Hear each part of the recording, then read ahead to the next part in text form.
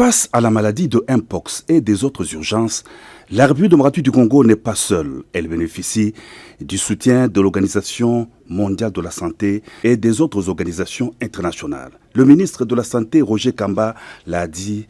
Il a conduit ce jeudi 29 août une délégation du directeur général de l'OMS, Tedros Adhanom, auprès du président de la République Félix-Antoine Tshisekedi Tshilombo. C'était à la Cité de l'Union africaine. On avait une réunion à Brazzaville pour l'OMS régionale et on a fini cette réunion. Il a décidé de traverser pour rencontrer le président, d'abord pour présenter ses civilités, mais aussi pour dire tout le soutien que les organisations internationales sont là pour accompagner la RDC dans toutes les urgences que nous rencontrons et aussi dans les perspectives des grandes choses internationales, comme par exemple le fonds sur les pandémies, pour laquelle il a demandé le soutien du président de la République. À Brazzaville, où il a séjourné avant de venir à Kinshasa, le directeur général de l'Organisation mondiale de la santé a présidé une réunion du comité régional qui a abouti notamment à l'élection du directeur régional de l'OMS. Au sujet de la problématique de la maladie de Mpox, les discussions avec le chef de l'État ont porté sur les voies et moyens de travailler ensemble pour arrêter cette maladie. Tedros Adhanom a à cet effet loué l'implication et l'engagement du président Félix-Antoine Tshisekedi Tshilombo. Significantly. And also in terms of numbers in polio. Le président est très engagé à aider. Son engagement est très fort et très clair parce qu'il y a déjà la mobilisation de 10 millions de dollars pour essayer d'avancer beaucoup plus rapidement. Et nous avons également abordé la question de vaccins. Et moi, j'ai rassuré le président de la République que je vais faire en sorte que les choses soient beaucoup plus expéditives et que la livraison des vaccins se fasse le plus tôt possible. Et évidemment, avec le ministre également, on travaille dessus. Et que ce soit la Covid ou que ce soit la variole du singe, une chose est très claire, il faut qu'il y ait un traité de pandémie. Il faudra maintenant l'implication des chefs d'État. Le président de la RDC s'est engagé beaucoup dans ce voyage et pour faire en sorte qu'il y ait finalisation d'un traité de pandémie au plus tard à la fin de l'année. Je suis très content que nous sommes en train de travailler sur le processus d'arrêt de cette pandémie et il y a eu aussi de progrès en matière de lutte contre la polio. Donc notre réunion a été très productive. L'OMS entend travailler avec les autres partenaires pour soutenir la RDC et tous les autres pays frappés par la maladie en mettant à leur disposition des vaccins d'urgence.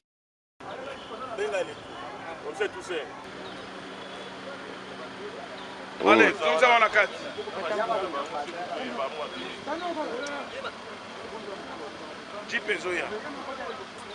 ya bongisa na PV pour district.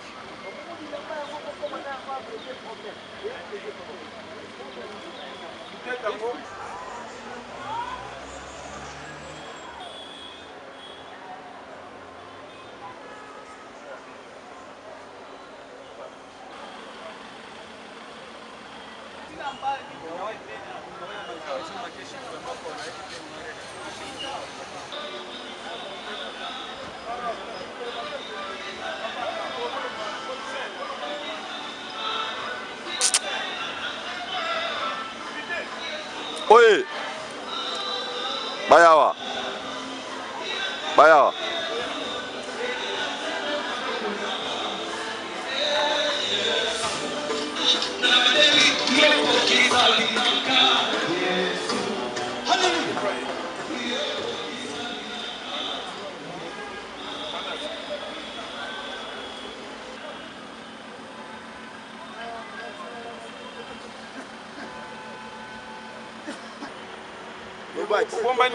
Merci.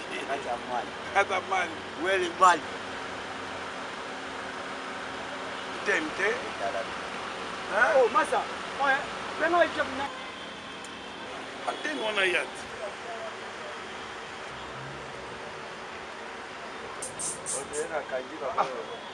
Estua. Dario. Pas tout le monde présenter pas toi. On a eu la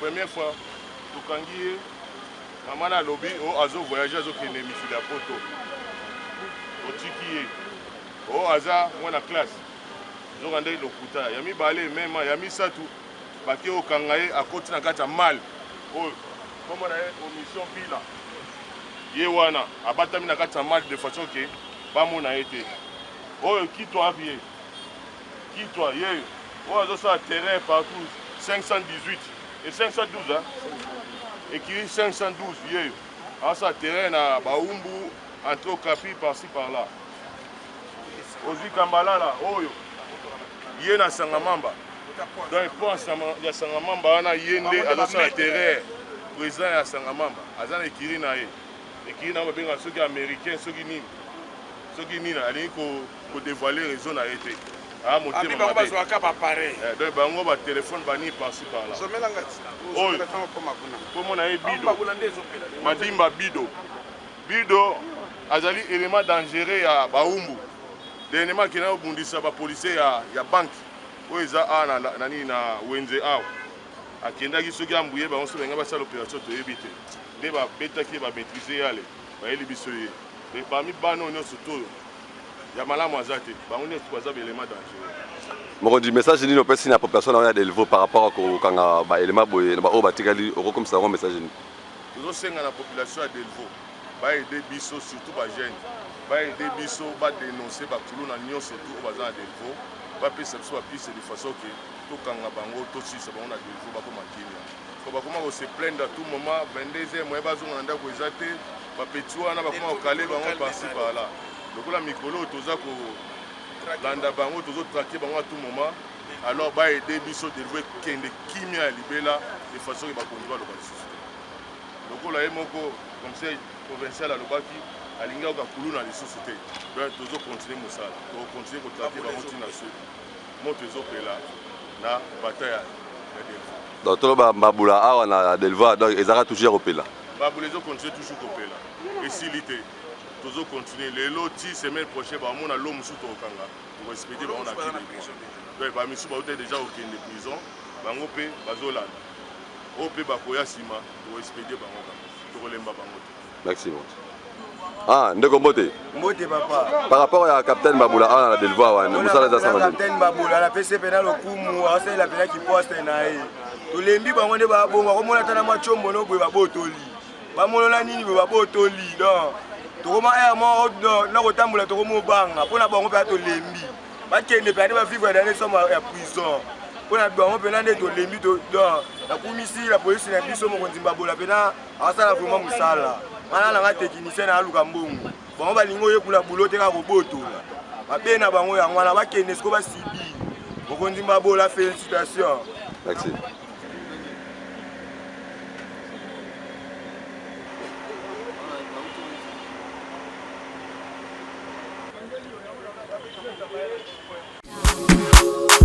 Cybercafé, Jafar, votre partenaire pour la DV Loterie. Bana Kinshasa, bana Brazzaville, lelo Cybercafé Jafar, toye ko informer bino lisusu pour na marambo etali DV Loterie. Boyebi ba résultat ya DV bimaki depuis le 4 mai. Ti lelo ba résultat eza disponible. Yango moni to beng sarabato o na vérifier te ba cyber na biso eza polele net boza rolanda wana o eza ba gagnant oyo Cybercafé Jafar baza kobimisa do epa na biso baganya bazali yango moni yo mutuna no zuta ko vérifier te le cas na Cybercafé Jafar na accusé de réception na yo oya ko vérifier ba résultat pona année oyo DV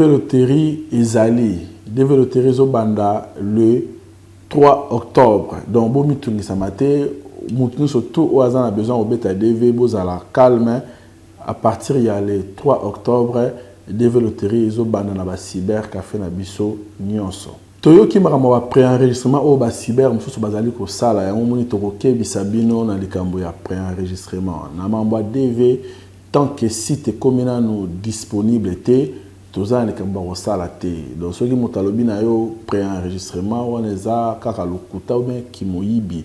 Donc yo mtoza na posa robeta DV zala na kimia ba kangala ramoto plasté ba bomba rapé plasté ce qui to bandi le 3 octobre mutu nyonso akozala na facilité à kobeta DV na heure nyonso koya. Donc so moto alobi na likambo ya pré-enregistrement eza makambo ya lokuta moto aza na besoin akosa yo. Donc bozala na kimia DV mbula oyo ezali ezobanda le 3 octobre. Nakokebisa lisusu na population na biso nyonso ezala ya Kinshasa to pe ya Brazzaville to pe ya bamboka nyonso bokeba DV loterie tango zobeta ngo il faut ba remettre bino ba bengi accusé de réception. Soki mingi na bato balekaka na nzela azobetela o DV soki akopesa yo accusé de réception te bosala très attention. Kopesa ba identité na ona moto oyo aza inconnu te oyo yebite mususu barozo ba identité na bino pona kosalela ngona batu mususu et puis ba mususu pe ba ko utiliser ngona makambo ebele bosala très attention. Soko ngo beta DV zela tango DV ko banda oye na cyber calmement to beteli o DV to pesi yo accusé de réception na yo et ko permettre yo o vérifier ba résultat. Muto ya koleka na nzela aye na kombo ya cyber café Jafar biso to tinda bato na nzela te donc DV na no ebandi te bozala na kimia po bato bazo kosa bato mingi na kombo ya cyber café Jafar. Donc soko moni muto aye na nzela ke aya obetela o DV est-ce que akopesa yo accusé de réception akopesa yo ata eloko moko te okozala na possibilité ya kolandela résultat na yo te yango na tozokebisa bino ba escroc bango na bazoleka na banzela pona kokosa bino ke bazobetela bino DV et puis moyen ba pesa yo ata document moko ezate. Donc bosala très attention na bato oyo bazotambola na banzela na kombo ya kobetela o DV ou bien na kombo ya cyber café Jafar. Yango wana moni cyber café Jafar toza ko bengisa ba nouveau diplômé nyonso bana o ba tu kozwa diplôme awa o moyen ba beta DV liboso ezalaki te touro ba beta DV ba parce que ba zui ba diplôme na mutu nyonso to o asi azwa diplôme na ye banda kala boya ko beta DV bino ba chayer o boza ba diplômé ba wewa boza ba diplômé na bato bazo sala na ba bureau o oza ko rêver au États-Unis occasion yango ya DV loterie. Donc so kozala deya na diplôme na yo yaka kobeta DV tango mususu chance na yo kozala pour que o gagner o kende pe na États-Unis. Yango moni cyber café Jafar tozo bengisa mutu tout oyo na vie na ya azwa déjà diplôme d'état occasion yango yo ya kobeta DV pour o kende na États-Unis. Pour na ba jeune diplômé nyonso ndenge na lobby boye ba été prise en charge ezali cyber café Jafar ceux qui te betelio et qui ont gagné, tu es pris en charge na biso pour na kosunga bino ba oyo bozana esikate na États-Unis puis bo éviter bo bandela wapi. Cyber café Jafar le numéro 1 na makambo prise en charge. To bengi se bino surtout o beta ki devena no bozuta en vérifier te bo le kana ba bureau na biso ba cyber eza ouvert pour na bino pour na koyeba ko vérifier ba résultat et na confirmer bino le soso mbula o DV loterie ezali et banda le 3 octobre bureau na biso ezala ouvert pour na bino na adresse na biso nyonso surtout ezala ya Kinshasa topé oyo ya Brazzaville topé c'est bino bonne chance na ba oyo ba ya robeta DV loterie na mbula oyo le 3 octobre.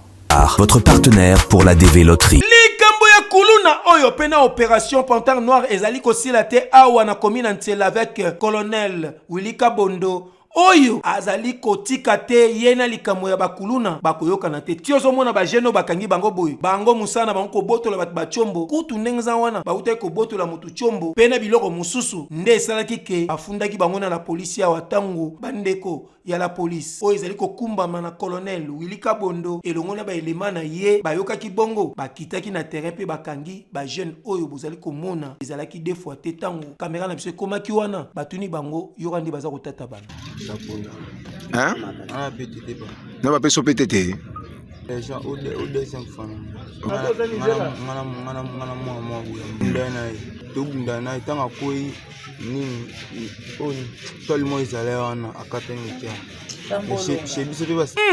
Oalo kute yora sikoyo commandant la police yemoko colonel Wilika Bondo ndenge expliqué. Oyo iza kambami na général Maniatia. Loko zo sala assemblage journaliste. Hein? Oyebi pe problème déjà. Bano yo babuka bible. Bayoka kate. Oyo tokangi 3 fois. Totindi 2 fois. Azonga kaka. Yango tokabimi prison samedi. Dimanche tokangi lisusu. Mekiri. okuna tokangi 2 fois totindi une fois azongi pe toye kokangi su 2e fois yango nayebi te soki bakenda na priere basalaki makasi ke batika mobulu te pendant biso tosala makasi batika me bango basalaka makasi batika policier akangi akotinda dossier eza ya OMP ministère public yende dossier eza ya bango eza ya biso ya police te tokotransfere bango na parquet nde kozwa décision mpona bango batinda bango na prison soki bango bazongisi c'est ba pouvoir baza ba innocent mais biso te tokanga baza ba coupable alors oyo elekaka kuna biso toyebi te mais ils ne sont pas des innocents ils sont des coupables tokuta bango na balie ya crime nde tokanga bango baza ko innocenté bango kuna bango bazozonga kana terrain mais mesiki mususu ekozwama mpona bango eza pena baboti bozomona bana na bino oyo bayaka kopesa mbongo naboyaka natindaka ye kaka akomi kuna abimi samedi aye lisusu dimanche azongi tokangi lisusu donc nayebi te so batungole eloko nini so bamelisa ye nini na nzoto na ye. En tout cas, tokoloba boy, Longonia na Légion nationale d'intervention, 8e groupe. Oyo ezali kosala musala kitoko, ezali kokumba mana colonel Wilika Bondo, musala kitoko po population à côté bazo sentir que en tout cas la police mingi pena la Légion nationale d'intervention rapide, ezali kosala musala kitoko. Dans les bons. Kinshasa abrite le premier sommet des présidents des conseils de la jeunesse africaine, un rendez-vous organisé par le Conseil national de la jeunesse de la République démocratique du Congo. À marge de cette rencontre, la ministre de la jeunesse et de l'éveil patriotique Noëlla Ayeganagato Nakwipone a conduit auprès du chef de l'État Félix Antoine Tshisekedi Tshilombo la délégation des présidents des conseils nationaux de la jeunesse africaine venus non seulement présenter les civilités au chef de l'État qu'il considère comme les champions de la jeunesse, mais aussi lui témoigner la solidarité de la jeunesse africaine avec le peuple congolais victime de la crise sécuritaire dans l'Est du pays. Précision du directeur de l'Union de la jeunesse panafricaine, Moumouni Diala. Nous sommes venus donc à l'occasion du premier sommet des présidents des conseils nationaux de jeunesse sur la paix, la sécurité et le développement en Afrique. Et il était de notre devoir de présenter notre civilité, nos civilités à son Excellence Monsieur le Président de la République, mais aussi le remercier pour tout l'accompagnement, l'assistance auprès donc de la jeunesse africaine en tant que champion de la jeunesse africaine. Et également manifester notre solidarité à travers son Excellence avec le peuple congolais pour la situation que vit le pays dans l'Est et aussi montrer que nous sommes solidaires et nous apprécions les efforts de son Excellence Monsieur le Président à contribuer donc à un retour donc de la sécurité, de la paix et surtout en optant pour la voie du dialogue, de la concertation et de l'ouverture. Nous avons compris qu'il y a eu une oreille attentive et il était très content de nous recevoir. Et également, il a encore manifesté tout son désir et son souhait donc continuer à accompagner la jeunesse africaine. Le président de la République a accueilli avec satisfaction et beaucoup d'intérêt l'élan de solidarité de la jeunesse africaine vis-à-vis du peuple congolais pour le retour de la paix et la sécurité dans l'Est de la RDC. La rencontre s'est terminée en toute convivialité par une photo des familles. Le président de la République, la ministre de la Jeunesse et tous les représentants de l'Union de la jeunesse panafricaine présents à Kinshasa.